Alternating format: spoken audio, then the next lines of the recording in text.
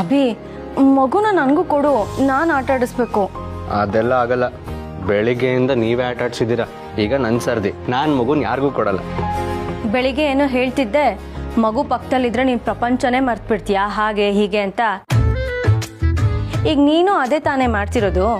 ಹೆಂಡತಿ ಪಕ್ಕದಲ್ಲಿದ್ರು ನಿನ್ನ ಗಮನ ಎಲ್ಲ ಮಗು ಮೇಲೆ ಇದೆ. ಸರಿ ಬಿಡು, ನೀನೇ ಆಡ್ಸು. ದೀಪಿಕಾ, ಮಗು ಬಿಗಡಿಸ್ತಾ ಇದೆ, ಏನು ಮಾಡೋದೀಗ? ನನಗೂ ಅದೇ ಗೊತ್ತಾಗ್ತಾ ಇಲ್ಲ. ಇರು, ನೀರು ತರ್ತೀನಿ, ನೀರು ಕುಡಿಸಿದ್ರೆ ಸರಿ ಹೋಗ್ಬೋದು. ಸರಿ ಸರಿ, ನೀನು ಹೋಗಿ ತಗೊಂಡು ಬಾ.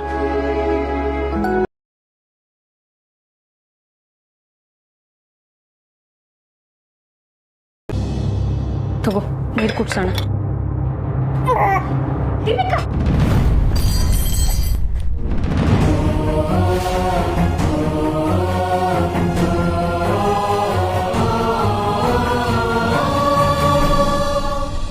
ಏನ್ ಮಾಡ್ತಿದ್ಯಾ ನೀನು? ಮಗುಗೆ ಬಿಕ್ಳಕ್ಕೆ ಬಂದಿದೆ, ಅದಕ್ಕೆ ನೀರು ಕುಡಿಸ್ತಿದ್ದೆ. ಮಗುಗೆ ನೀರು ಕುಡ್ಸಕ್ ಯಾರು ಹೇಳಿದ್ದು ನಿನಗೆ? ಅದಿನ್ನೂ ಹಸ್ಕೂಸು, ಅದಕ್ಕೆ ನೀರು ಕುಡಿಸ್ಬಾರ್ದು ಅಂತ ನಿನಗೆ ಗೊತ್ತಿಲ್ವಾ? ಹೌದಾ ಅದಕ್ಕೆ ನಮಗೆ ನಿಜವಾಗ್ಲೂ ವಿಚಾರ ಗೊತ್ತಿರಲಿಲ್ಲ. ಹೌದು ಪೂರ್ಣಿ, ಸಾರಿ. ಬಿಕ್ಳಕ್ಕೆ ಬಂದಾಗ ನೀರು ಕುಡಿಸ್ಬೋದು ಅಂದ್ಕೊಂಡು ನೀರು ಕುಡ್ಸೋಕೆ ಹೋಗಿದ್ದೆ. ಗೊತ್ತಿಲ್ಲ ಅಂದ್ರೆ ಕೇಳಿ ತಿಳ್ಕೋಬೇಕು. ಮಗು ನೋಡ್ಕೊಳ್ಳೋದು ಅಂದ್ರೆ ಅಷ್ಟು ಸುಲಭದ ಕೆಲಸ ಅನ್ಕೊಂಡಿದ್ಯಾ? ಮಗು ಮೇಲೆ ಪ್ರೀತಿ ಕಾಳಜಿ ಇದ್ರೆ ಸಾಲದು, ಅದನ್ನು ಹೇಗೆ ನೋಡ್ಕೋಬೇಕು ಅಂತ ತಿಳ್ಕೋಬೇಕು.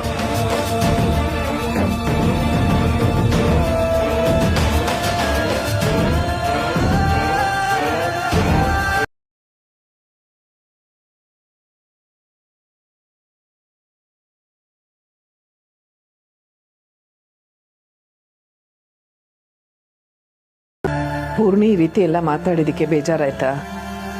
ಗೊತ್ತಿಲ್ಲದೆ ಮಗುಗೆ ನೀರು ಕುಡ್ಸಕ್ಕೆ ಹೋದ್ವಿ, ನಮ್ಮದು ತಪ್ಪಿದೆ. ಹೌದು, ಮಗುಗೆ 4ರಿಂದ 5 ತಿಂಗಳಾಗೋವರೆಗೂ ನೀರು ಕೊಡಬಾರ್ದು. ಈ ರೀತಿ ಬಿಕ್ಕಳಿಕೆ ಬರೋದು ಸಹಜನೇ. ಹೊಟ್ಟೆ ತುಂಬಿದಾಗ್ಲೂ ಬಿಕ್ಕಳಿಕೆ ಬರುತ್ತೆ, ದಣಿವಾದಾಗ್ಲೂ ಬಿಕ್ಕಳಿಕೆ ಬರುತ್ತೆ. ಆಗ ಹಾಲು ಕೊಡಬೇಕೆ ಹೊರತು ನೀರು ಕೊಡಬಾರ್ದು. ಅಕ್ಕನ ಮೇಲೆ ಕೋಪ ಬರ್ತಾ ಇದೆಯಾ? ಇಲ್ಲ ಅಮ್ಮ, ಅವಳ ಕೋಪ ನೋಡಿ ನಂಗೆ ಆಶ್ಚರ್ಯ ಆಗ್ತಿದೆ. ಮುಂಚೆ ಎಲ್ಲ ನಾನು ಬೇಕು ಅಂತ ಅವಳಿಗೆ ಎಷ್ಟೇ ಸಿಟ್ಟು ಬರೋ ಹಾಗೆ ಮಾಡಿದ್ರು ಅವಳು ತುಂಬ ತಾಳ್ಮೆಯಿಂದನೇ ಇರ್ತಾ ಇದ್ಲು. ಆದರೆ ಇವತ್ತು ಆ ಮಗು ವಿಷಯದಲ್ಲಿ ಅವಳಿಗೆ ಎಷ್ಟು ಕೋಪ ಬಂತು ನೋಡಿ. ಆ ಕೋಪದಲ್ಲಿ ಮಗು ಮೇಲೆ ಅವಳಿಗಿರೋ ಕಾಳಜಿ ಕಾಣಿಸ್ತಿದೆ. ಅವಳ ಮಗುನ ತುಂಬ ಹಚ್ಕೊಂಡ್ಬಿಟ್ಟಿದ್ದಾಳೆ.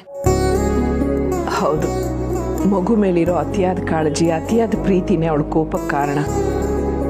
ಆದ್ರೆ ಅವಳ ಕೋಪದ ಮಾತುಗಳನ್ನ ಅರ್ಥ ಮಾಡಿಕೊಂಡು ಅವಳು ಹೇಳಿದ್ದನ್ನೆಲ್ಲ ಸಹಿಸ್ಕೋತಾ ಇದೆಯಲ್ಲ, ನಿನ್ನ ನೋಡಿದ್ರೆ ನನಗೆ ಆಶ್ಚರ್ಯ ಆಗ್ತಾ ಇದೆ. ಅಕ್ಕ ತಂಗಿ ಹೀಗೆ ಒಬ್ರನ್ನೊಬ್ರು ಅರ್ಥ ಮಾಡಿಕೊಂಡ್ರೆ ಈ ಮನೆ ಸಂತೋಷವಾಗಿರುತ್ತೆ. Thank you for watching.